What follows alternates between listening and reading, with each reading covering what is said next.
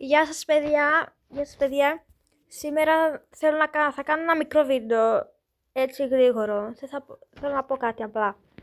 Θέλω να κάνετε όλη απεγγραφή αυτόν εδώ πέρα, δεν το αξίζει όλο. Βρίζει, σχολιάζει YouTubers, σε σκοροϊδεύει. Δηλαδή, κοιτάξτε.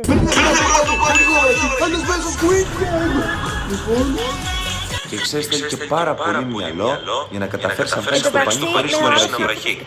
Πολύ απλά στην βρυσούλα τραβάς το πανί και το έβγαλες. Αυτό το είχα κάνει εγώ όταν ήμουν 10 χρονών, θυμάμαι. Και εσύ στις 30 φεύγα και ακόμα δεν μπορείς. Σκέψου. Και επειδή μας έχετε σπάσει και στην κοροϊδία από πάνω, δεν θα σας κάνω τίποτα ρε. Δεν τρέπετε λίγο. Παιδιά, κάνετε όλη απεγγραφή. Δηλαδή, εντάξει. Δεν τρέπεται αυτό που κάνει μεγάλος άνθρωπος. Ό,τι να είναι. Ό,τι να είναι, παιδιά. Μόνο σχολιάζει, ξέρει. Τίποτα άλλο να βρίζει. Να το κάνουμε και εμείς και σε αυτόν, εάν είναι ωραίο. Να δούμε αν θα του αρέσει. Άιντε. Να πούμε. Κάντε όλη απεγγραφή. Αυτό έχω να πω.